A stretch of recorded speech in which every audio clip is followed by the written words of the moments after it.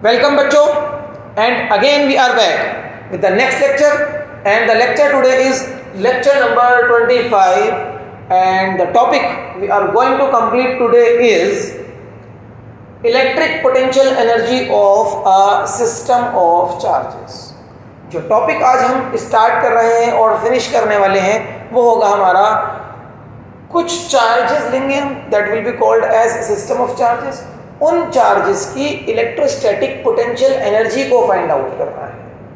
तो सबसे पहले हम यहाँ पर लेंगे a group of two charges only. जब दो चार्जेस होंगे आसपास तो उनकी पोटेंशियल एनर्जी कितनी होती है वो फाइंड आउट करेंगे. उसके बाद हम इसी चीज़ को लेकर चलेंगे तीन चार्जेस के सिस्टम पर कि अगर थ्री चार्जेस होंगे तो उन थ्री चार्जेस के सिस्टम की इलेक्ट्रोस्टैटिक पोटेंशियल एनर्जी कितनी होगी. ये चीज़ें हमें करनी है. तो आइए स्टार्ट करते हैं आज का लेक्चर और स्टार्ट करेंगे हम with a system of two charges. दो चार्जेस के सिस्टम से स्टार्ट करते हैं. तो suppose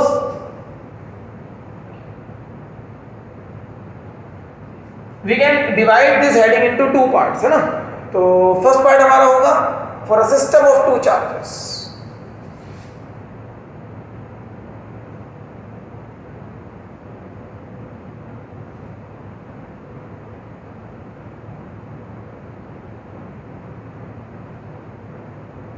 For a system of two charges and let the charges be Q1 and Q2. और जो ये यहाँ पर चार्जेस हैं ये हमारे पॉइंट चार्जेस होने वाले हैं. Q1 and Q2 हमारे दो चार्जेस होंगे.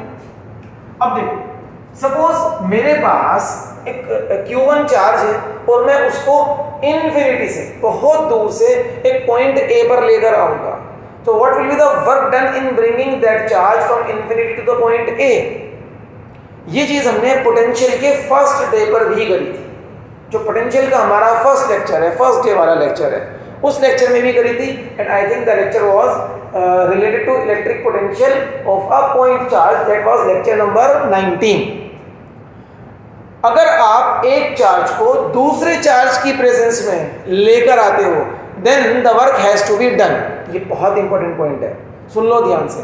अगर आपके पास ऑलरेडी यहाँ पर कोई चार्ज है कैपिटल Q और आप दूसरे चार्ज को जो टेस्ट चार्ज आपने उस दिन माना, ठीक है, मैं आज उसको कहता हूँ Q1, आप इन्फिनिटी से यहाँ तक लेकर आते हो to a point A, then we need to do some work in bringing this charge Q1 from infinity to the point A in the presence of the electric field of this charge, जिसको हम source charge बोलते हैं. क्यों? क्योंकि ये charge और ये charge आपस में इंटरेक्ट कर रहे हैं. सपोज हमारा टेस्ट चार्ज तो पॉजिटिव है ही, ये भी पॉजिटिव है, तो ये पॉजिटिव चार्ज इस पॉजिटिव चार्ज को रिपेल करेगा. और हम लाते थे अगेंस्ट द फील्ड. अगर आपको डेफिनेशन याद हो, हम लाते थे इसको अगेंस्ट द फील्ड.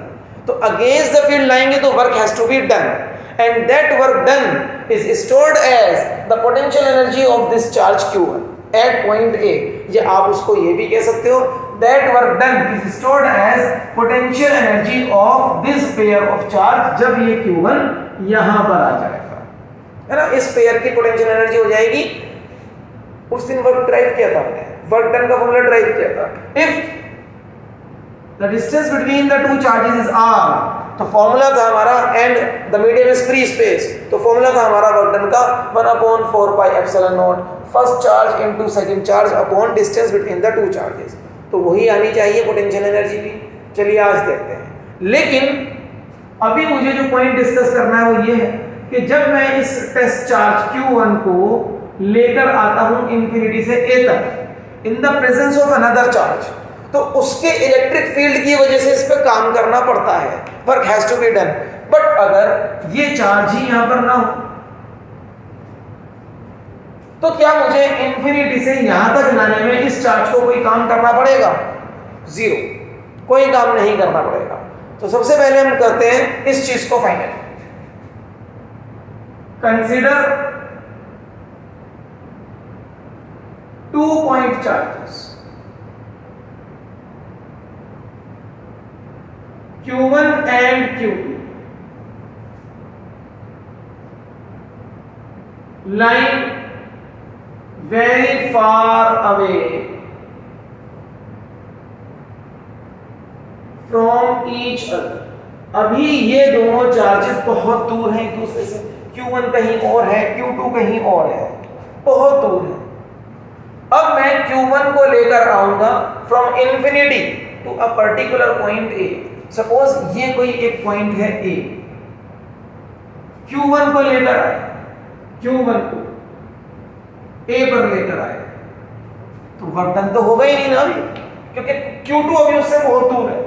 ठीक है, तो वर्क डन इन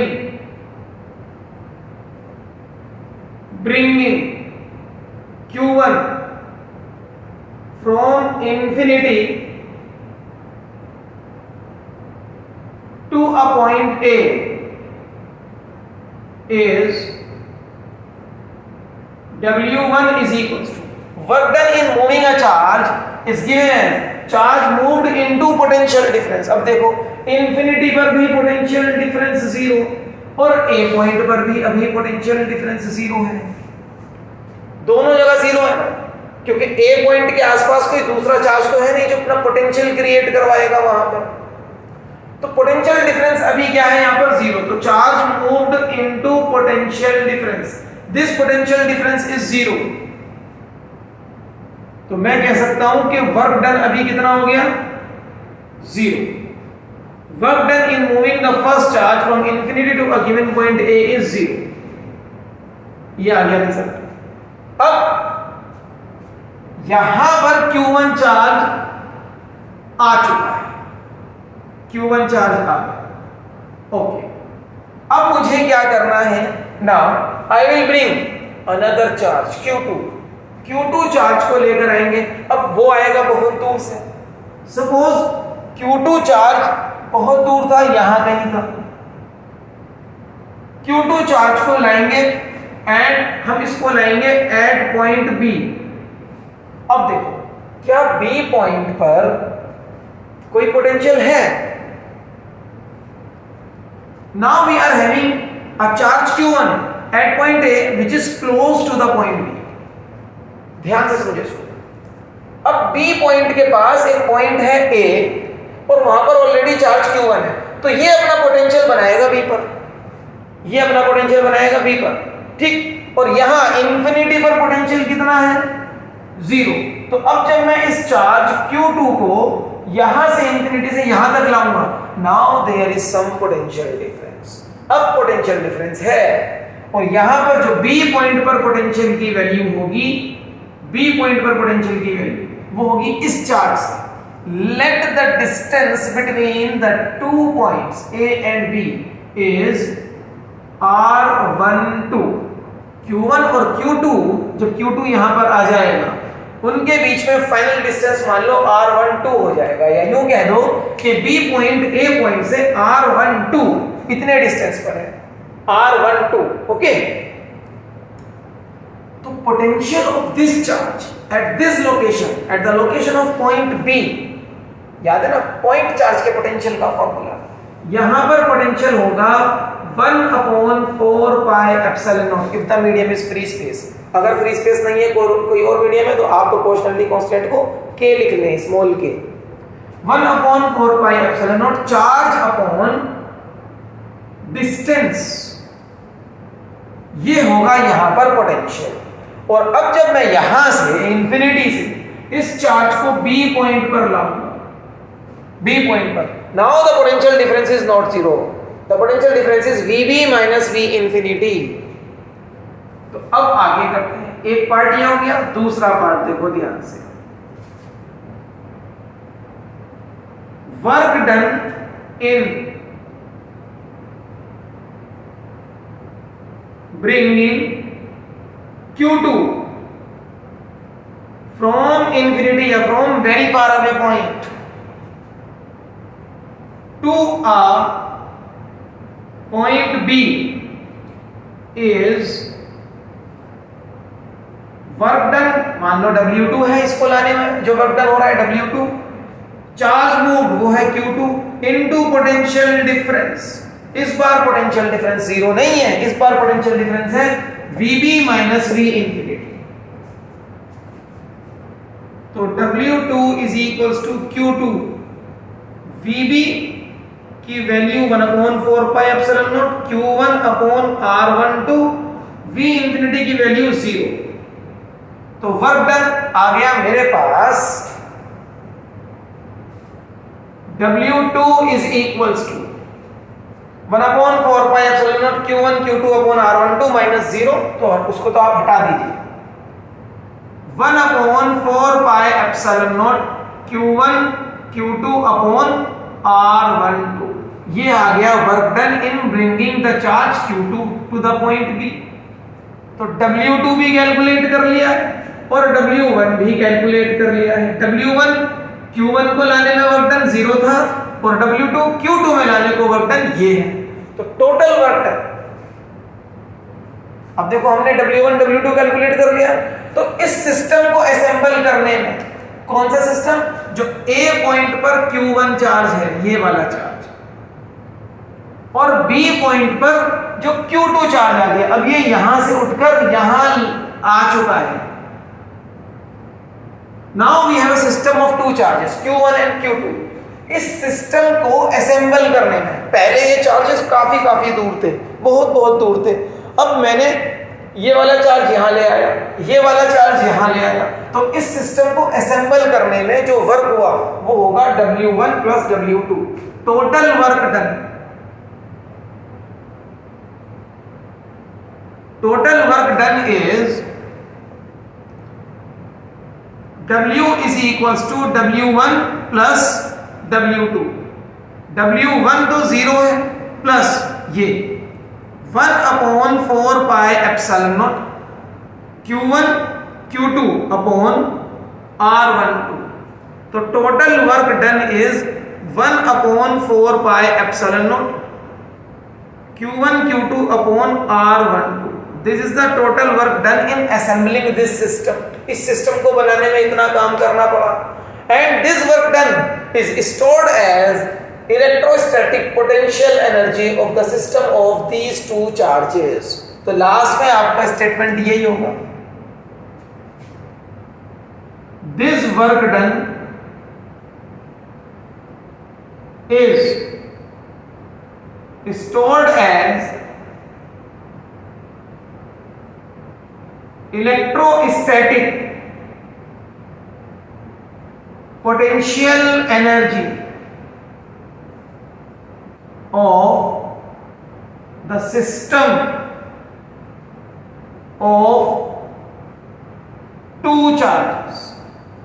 तो पोटेंशियल एनर्जी का formula, we can represent potential energy with the symbol U। Potential energy का फॉर्मूला हो जाएगा, अगर चार्जेस फ्री स्पेस में हैं तो 1/4 pi epsilon naught Q1 Q2 upon R12। R12 is the distance between the two charges. R12 is the distance between the two charges, ये वाला distance, ठीक है। Q1 is first charge and Q2 is second charge। तो this is the formula. इस फॉर्मूले को याद करना है, इंपॉर्टेंट फॉर्मूला है। दो चार्ज को असेंबल करने में इतनी पोटेंशियल एनर्जी आ गई सिस्टम के पास। अगर मैं तीसरा चार्ज भी ले आऊं इनके आसपास तो पोटेंशियल एनर्जी कितनी हो जाएगी, क्या वो भी हम फाइंड आउट कर सकते हैं? देखेंगे अभी थोड़ी देर में। पहले आपका काम क्या है, यहाँ पर वीडियो को पॉज कीजिए, अभी इतने नोट्स कॉपी कीजिए और फिर उसके बाद हम देखेंगे कि कुछ इंपॉर्टेंट डिस्कशन अभी इस फॉर्मूले पे बाकी है। तो कर लीजिए जल्दी से।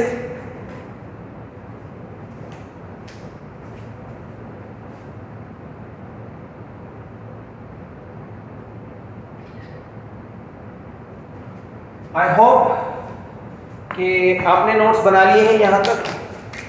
अब बात करते हैं इस फॉर्मूले के ऊपर थोड़ी सी। चलिए मैं थोड़ा यहाँ पर स्पेस बना लेता हूँ।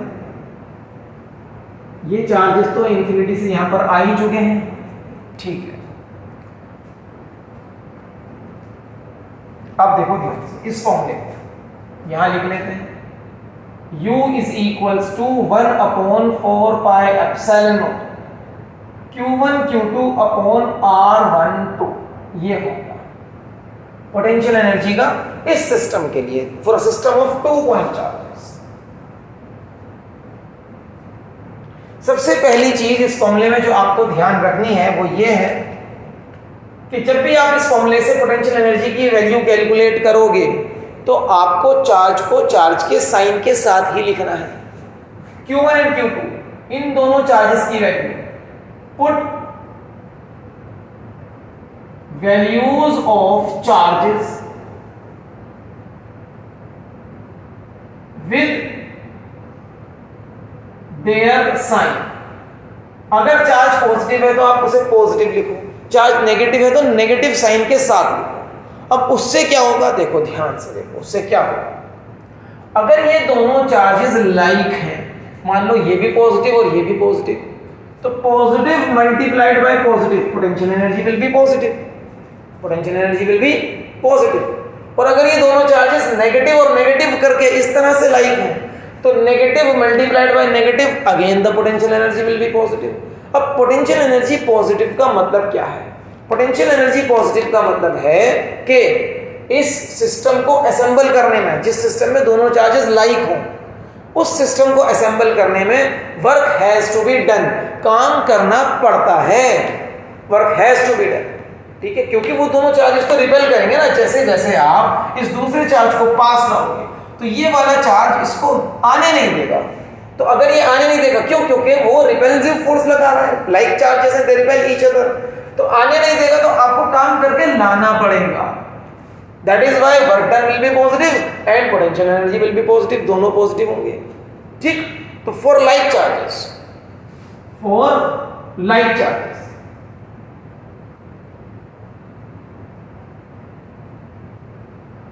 potential energy is positive, potential energy is positive and it means अगर potential energy positive है तो इसका मतलब क्या हुआ? इसका मतलब हुआ charges repel, मतलब इलेक्ट्रोस्टैटिक फोर्स उन दोनों के बीच में कैसी है? रिपल्सिव फोर्स है। Electrostatic force is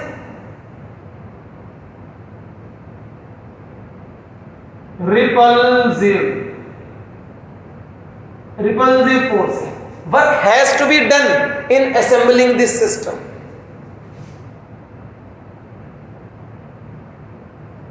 Work has to be done in assembling this system. इस सिस्टम को असेंबल करने में वर्क करना पड़ता है। कई बार क्वेश्चन आता है कि अभी सिस्टम चलो असेंबल कर दिया, अब इस सिस्टम को वापस इंफिनिटी तक पहुंचाना है तो कितना काम करना पड़ेगा? इतना ही काम करना पड़ेगा, बस नेगेटिव हो जाएगा वो work. Work done in assembling the system अगर पॉजिटिव है तो work done in removing the charges to the infinity क्या हो जाएगा? नेगेटिव हो जाएगा। बस इतना कर दीजिएगा उसमें, ये पॉइंट भी ऐड कर लो। अब फॉर लाइक चार्जेस हो गया, नाउ फॉर अनलाइक चार्जेस।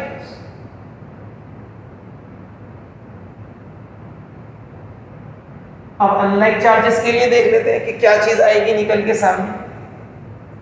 ये फर्स्ट पॉइंट था, ये सेकंड पॉइंट मान लो। अनलाइक चार्जेस, एक चार्ज पॉजिटिव होगा एक नेगेटिव होगा तो उनका प्रोडक्ट तो नेगेटिव आएगा ना, तो it means potential energy negative आएगी। तो पोटेंशियल एनर्जी क्या हो जाएगी यहाँ पर? नेगेटिव। और पोटेंशियल एनर्जी नेगेटिव का मतलब क्या है? क्योंकि चार्जेस अनलाइक हैं, charges will attract, charges attract कर रहे हैं। अट्रैक्ट कर रहे हैं मतलब इसका मतलब ये हुआ कि इनके बीच में जो इलेक्ट्रिक फोर्स है, इलेक्ट्रिक फोर्स वो कैसी है? Attractive. Electric force is attractive.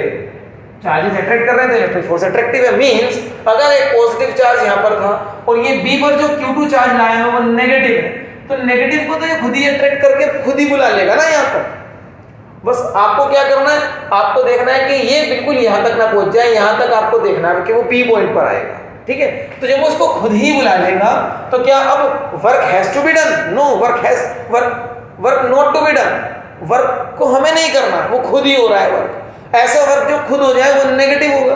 एक चार्ज पॉजिटिव एक नेगेटिव, ये वर्क खुद हो रहा है यहाँ पर, तो ये नेगेटिव वर्क डन होगा। नेगेटिव वर्क डन तो नेगेटिव पोटेंशियल एनर्जी, और नेगेटिव पोटेंशियल एनर्जी का मतलब क्या होगा कि चार्जेस दोनों एक दूसरे से अपोजिट नेचर के थे, अनलाइक चार्ज थे। अनलाइक चार्जेस हमेशा क्या करते हैं, अट्रैक्ट करते हैं, ठीक है। तो ये याद रखिएगा, अनलाइक चार्जेस की पोटेंशियल एनर्जी नेगेटिव होगी, लाइक चार्जेस की पोटेंशियल एनर्जी पॉजिटिव होगी। इसको भी ऐड कर लो अपने नोट्स में। और फिर हम देखते हैं आगे कि अगर हमारे पास सिस्टम ऑफ 3 चार्जेस रहेगा तो पोटेंशियल एनर्जी का आंसर कितना आना है।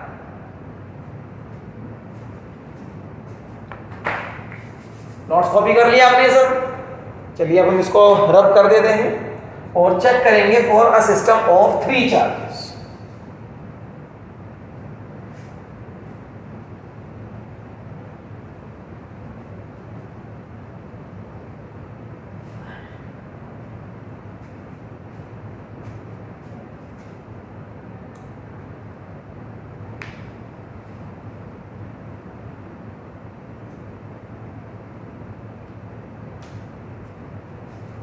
देखो, now we will check for a system of 3 charges. मैं इसी में आगे कर दूंगा। सेकेंड हेडिंग या second part for a system of 3 charges.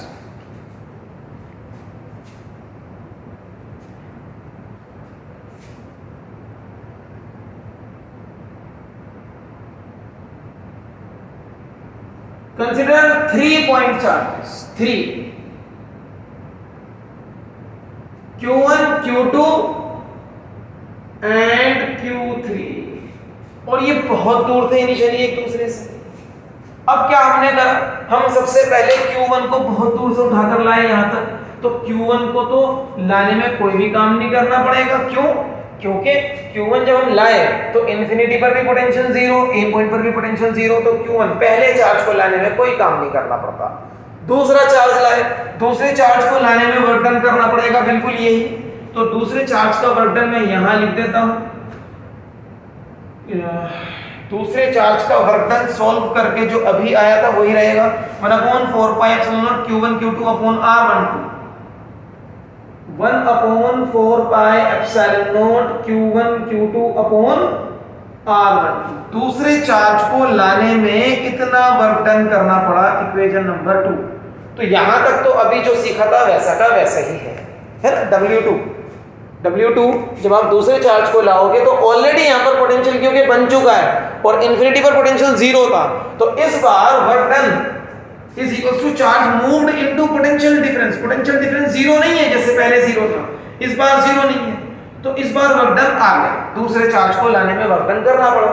अब अगर मैं तीसरे चार्ज को, सपोज Q3 पहले यहां पर है at infinity, very far away point यहां पर है Q3, तो यहां पर पोटेंशियल कितना होगा, पोटेंशियल इंफिनिटी पर होता है 0। We consider that potential at infinity is 0। हाँ, ये बात याद रखिएगा कि ये जो फॉर्मूले पोटेंशियल एनर्जी के आज हम निकाल रहे हैं, ये इस बात को कंसीडर करके ही निकाल रहे हैं कि इलेक्ट्रिक पोटेंशियल इंफिनिटी पर 0 है, ये याद रखिएगा। अब यहां से इस चार्ज को लाऊंगा और यहां कोई तीसरा पॉइंट है C, यहां तक लाऊंगा C पॉइंट पर। अब C पॉइंट पर Q1 भी अपना पोटेंशियल क्रिएट करेगा, Q2 भी अपना पोटेंशियल क्रिएट करेगा C पॉइंट पर। VB को यहां से हटा देते हैं, तो C पॉइंट पर जो पोटेंशियल बनेगा वो कितना पोटेंशियल बनेगा, एक पोटेंशियल बनेगा VA से और एक पोटेंशियल बनेगा VB से। टोटल पोटेंशियल इनका एडिशन, क्योंकि potential is a scalar quantity, याद है ना, पोटेंशियल स्केलर क्वांटिटी होती है, ठीक। तो VA, अगर पोटेंशियल मुझे Q1 चार्ज का C पॉइंट पर लिखना है तो मुझे A और C के बीच का डिस्टेंस पता होना चाहिए। मान लो ये A और C के बीच का डिस्टेंस है R31, तो VA जो पोटेंशियल होगा वो होगा 1/4 pi epsilon not charge upon distance. Charge है Q1 और डिस्टेंस है R31, याद है ना, क्या भूल गए? अरे भाई ये चीज कि अगर कोई कैपिटल Q चार्ज है उससे R डिस्टेंस पर कोई पॉइंट है, वहां पर पोटेंशियल कितना होगा, 1/4 pi epsilon not charge upon distance, potential of a point charge. Potential of a point charge वाला फॉर्मूला लगा रहे हैं और कुछ थोड़ी ना कर रहे हैं यहां पर हम लोग। VA plus VB। अब Q2 चार्ज का पोटेंशियल C पॉइंट पर, तो मुझे B और C के बीच का डिस्टेंस पता होना चाहिए। Let this distance is R23।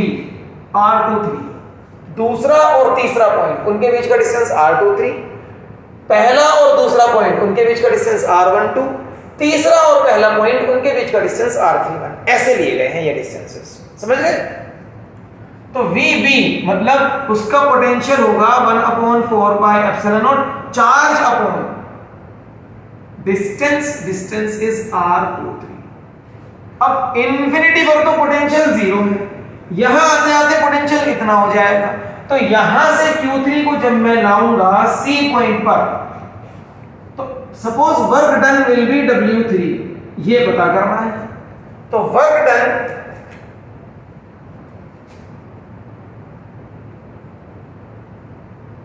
in bringing charge Q3 from infinity to the point C is work done निकालना है। अब याद रखो हमेशा, इलेक्ट्रोस्टैटिक्स में मैंने आपको पहले भी बोला है कि अगर चार्ज को मूव करने में वर्क डन कैलकुलेट करना है, 95% ऑफ द चांसेस तो यही रहेंगे कि work done in moving a charge इस फॉर्मूले से कैलकुलेट हो जाता है। तो दैट इज व्हाई हम हर बार यही फॉर्मूला लगा रहे हैं, हर बार यही फॉर्मूला लगा रहे हैं। तो इस बार भी तो यही फॉर्मूला लगाएंगे।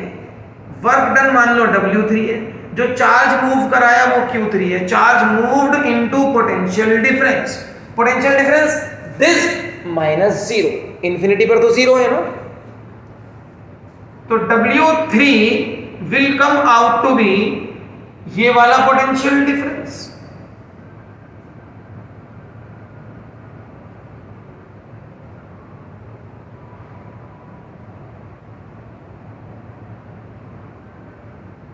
-0। तो Q3 को अंदर मल्टीप्लाई कर दो, 0 तो हट जाएगा यहां से। तो W3 का आंसर आएगा मेरे पास Q1 Q3 या Q3 Q1 लिख लीजिए upon R31 plus Q2 Q3, तो 1/4 pi epsilon naught Q2 Q3 upon R23। ये वर्क डन आ गया W3। पहले चार्ज को लेकर आए वर्क डन 0, दूसरे चार्ज को लेकर आए वर्क डन W2, तीसरे चार्ज को लेकर आए work done W3। Total work done निकालना है, तीनों चार्ज असेंबल हो चुके हैं। टोटल वर्क डन निकालना है W1 plus W2 plus W3, work is a scalar quantity, simply add हो जाएगा। तो total work done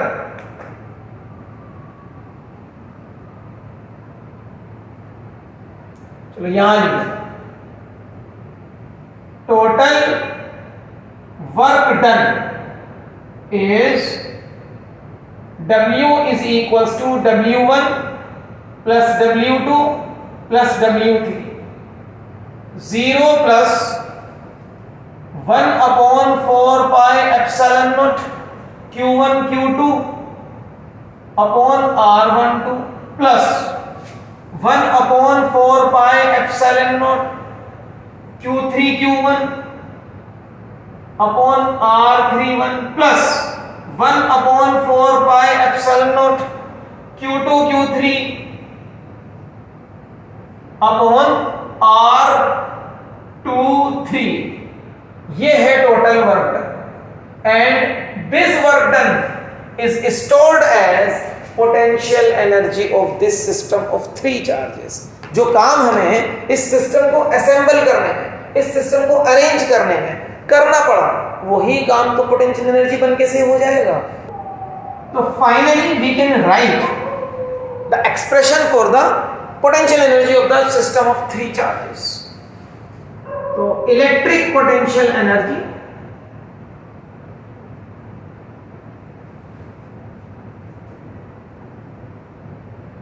is equal to work done, total work done जो भी हमने करा is equal to work done in assembling this system.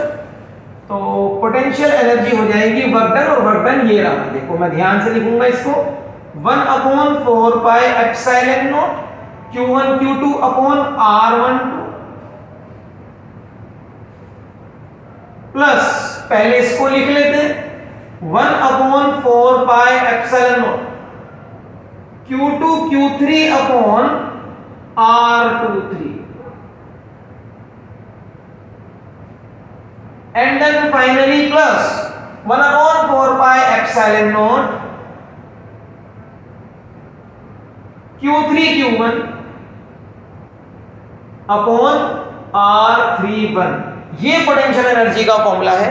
आप चाहो तो इसमें से 1/4 पाई एप्सिलॉन नॉट को कॉमन ले सकते हो, और फाइनली ये फॉर्मूला कुछ इस तरीके से हो जाए, 1/4 pi epsilon not common Q1 Q2 upon R12 Q1 और Q2 के बीच का डिस्टेंस है, ध्यान से देख लो, प्लस Q2 Q3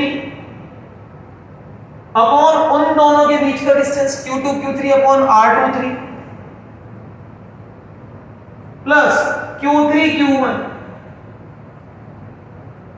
अपॉन इन दोनों के बीच का डिस्टेंस Q3। तो अब यहां से Q3 आप उठाकर यहां ले आए हो ना, तो अब Q3 यहां पर है, Q3 Q1 अपॉन इन दोनों के बीच का distance R31। This is the formula for the potential energy of a system of 3 charges which are placed close to each other। ठीक, तो अभी यहाँ पर आपका काम क्या है, वीडियो को पॉज कीजिए, अपने नोट्स रेडी कीजिए। बाय द टाइम मैं भी एक स्क्रीनशॉट लेकर आपको शेयर कर देता हूँ टेलीग्राम चैनल पर, जिसका लिंक आपको डिस्क्रिप्शन बॉक्स में हर वीडियो के नीचे गिवन रहता है। चलिए आगे बढ़ते हैं। आई होप कि आपने इसको कॉपी कर लिया है। अभी मैं इस फॉर्मूले को, और जो पहले वाला फॉर्मूला था 2 चार्जेस के लिए, उन फॉर्मूले को एक बार फिर से इकट्ठा करके लिखता हूं, और हम देखते हैं कि हमने आज की क्लास में क्या सीखा है, और भी कुछ क्या हम सीख सकते हैं इन सब चीजों से। अच्छा, आप मुझे बताओ कि अगर कोई क्वेश्चन ऐसा आ जाए कि जहां पर 3 चार्जेस से ज्यादा चार्जेस हो, 4 चार्जेस हो, अभी तो 3 का सीखा है, 4 पॉइंट चार्जेस असेंबल करा दिए पास में, तो क्या तुम उसकी पोटेंशियल एनर्जी लिख सकते हो? अ group of a system of 4 charges, अगर आप उसकी पोटेंशियल एनर्जी लिख सकते हो तो इट मींस आपने आज की क्लास को अच्छे से सीख लिया है। और अगर नहीं लिख पा रहे हो तो फिर सिखाते हैं हम, 2 मिनट का काम है। चलो देखो, पहली चीज आज हमने सीखी, for a system of 2 charges, 2 charges Q1 Q2, उनके बीच का डिस्टेंस मान लो R या R12, जैसे भी आपने लिया, चलिए कोई बात नहीं, वैसे ही ले लिया, कोई दिक्कत नहीं है। इस सिस्टम की पोटेंशियल एनर्जी होती है 1/4 pi epsilon naught product of the 2 charges with their sign, ये याद रखना, divided by the distance between the 2 charges. अगर डिस्टेंस आप लोगों ने R लिया है तो यहाँ R लिख लेना, R12 लिया है, 12 मतलब Q1 और Q2 के बीच का डिस्टेंस, तो R12 लिख लो, दैट डजंट मैटर। आपको तो डिस्टेंस चाहिए, सिंबल कुछ भी हो सकता है। 2 पॉइंट चार्जेस के सिस्टम की पोटेंशियल एनर्जी ये होती है, इतनी एनर्जी Q2 के पास है और इतनी एनर्जी Q1 के पास है, ये मतलब होता है इस फॉर्मूले का। अगर आपसे पूछा जाए कि इस सिस्टम में Q2 के पास कितनी पोटेंशियल एनर्जी है, भाई इतनी है, जो भी आंसर इस फॉर्मूले से आएगा 1/4 pi epsilon Q1 Q2 upon R12। और आपसे ये पूछा जाए तो बता दो भाई Q1 के पास कितनी एनर्जी है, इतनी है, ये एनर्जी दोनों की है, ये फॉर्मूला दोनों की एनर्जी दे रहा है। और आपसे कोई ऐसे पूछ ले कि बताओ इस सिस्टम के पास कितनी एनर्जी है, इतनी ही है, 1/4 pi epsilon naught Q1 Q2 upon distance between the 2 charges. कैसे ही करके पूछे आपसे, दिस इज द आंसर। ठीक, फिर हमने करा इसको for a system of 3 charges. For a system of 3 charges.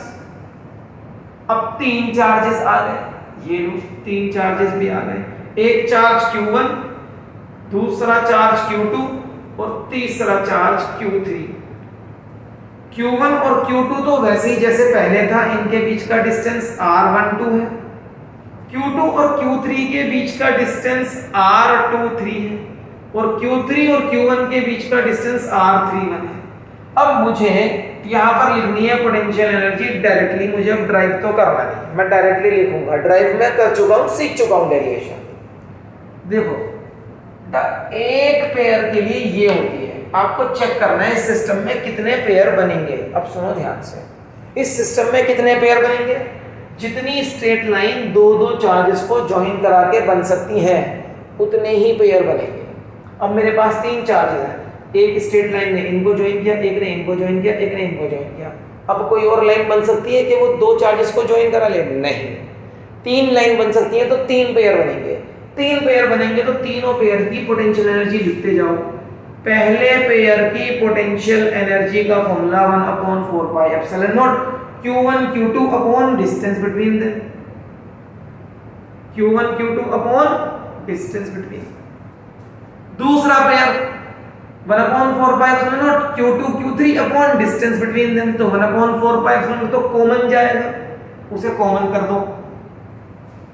तो Q2 Q3 है ना, 1/4 pi epsilon naught Q2 Q3 upon distance between them R23। और तीसरा pair 1/4 pi epsilon not Q3 Q1 upon R31। तो 1/4 पाई एप्सिलॉन तो common है, Q3 Q1 upon R31। ये हो गई potential energy for a system of 3 charges. Directly लिख सकते हैं, ऐसे डायरेक्टली याद कर सकते हैं। तो ये भी याद रखना है, ये भी याद रखना है। और अभी मैंने आपसे पूछा था, अगर मैं आपको एक सिस्टम दे दूं 4 चार्जेस का, तो क्या आप डायरेक्टली लिख सकते हो for a system of 4 charges? 4 charges का सिस्टम दे रहा हूं। सोचो, थोड़ा सोचो। एक चार्ज है Q1, दूसरा चार्ज है Q2, तीसरा चार्ज है Q3 और चौथा चार्ज है Q4।